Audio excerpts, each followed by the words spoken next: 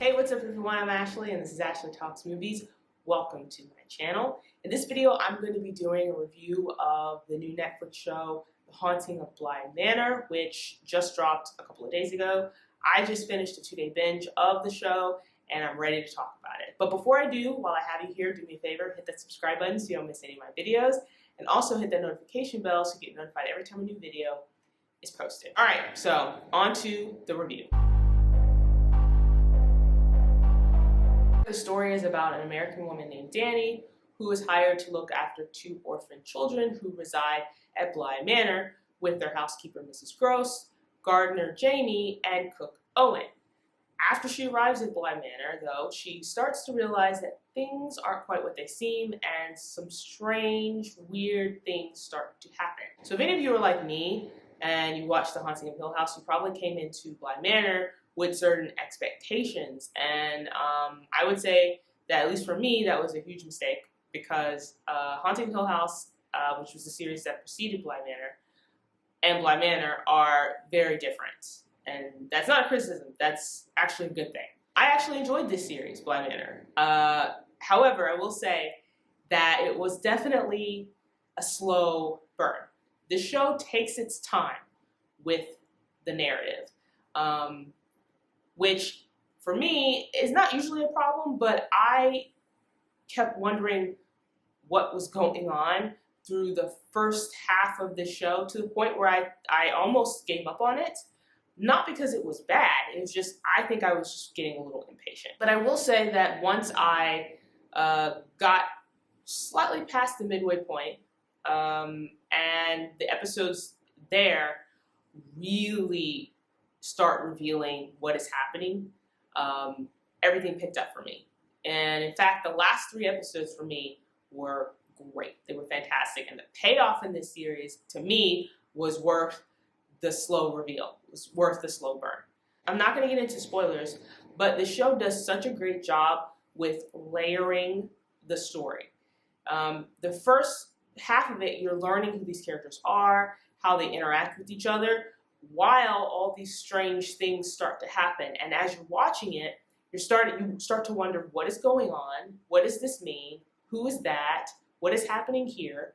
But again, as things go on, as each episode goes on, you start to learn a little bit more. And then by the end of it, the layers are peeled back. I was very, very impressed with how everything sort of wrapped up together.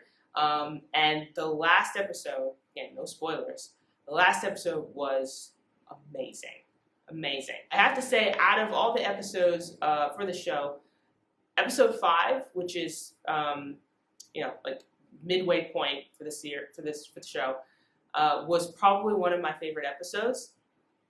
It's an episode that deals the story is revolved mostly around Hannah Grose, who is the housekeeper, played brilliantly by Tahirah Miller, who I was not familiar with before watching Bly Manor, but I will definitely have to seek out her other work because she's fantastic. She's great. And that episode for me was pretty much the moment where things start to really pick up for me story-wise, because there's this mystery around her character, but there's mysteries around all the characters really, because they all have little strange tendencies about them that you're trying to figure out what it all means, in terms of the entire show. But with her character, and especially with this episode, it really sort of got me more intrigued about what was happening. And then she does such a great job. And it's so heartbreaking and tragic, this episode.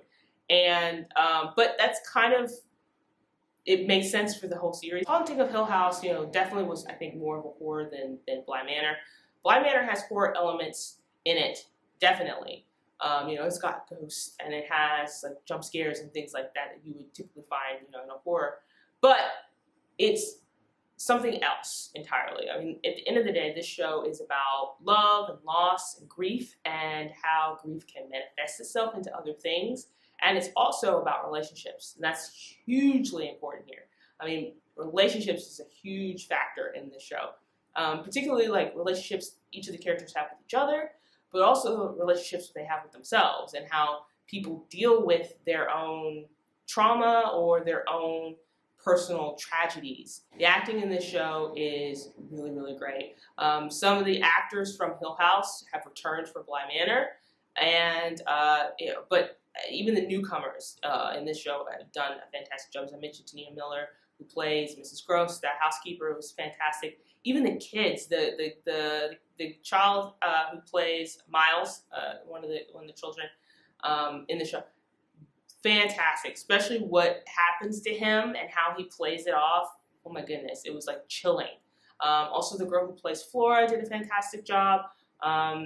Danny, all the people in the show did a fantastic job across the board. The acting was really great. As I mentioned before, the show is a slow burn, and I definitely like how there's so many things that are set up in the first half of it, where there's so many layers for these characters and for the story. There's so much foreshadowing. There are a lot of parallels between character stories and even characters themselves and certain relationships, how they mirror each other. Mirrors also play an important part in this show as well. I won't say how, but yeah, there's so many little nuanced things in this show that, again, once you get to the end, it comes full circle, and to me, that really sold it for me. So anyway, those are my thoughts on The Haunting of Bly Manor. If you've watched the show, let me know what you think about it in the comment section below. While you're here, like this video, share this video, and don't forget to subscribe.